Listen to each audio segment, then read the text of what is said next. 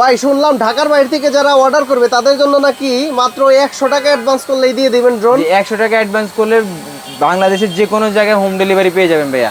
আর যে মালের দাম মাল হাতে পাওয়ার পরে দিবেন ভাইয়া। হাতে পাওয়ার পরে দিবেন। এটা কি ড্রোন নিয়ে আসছেন?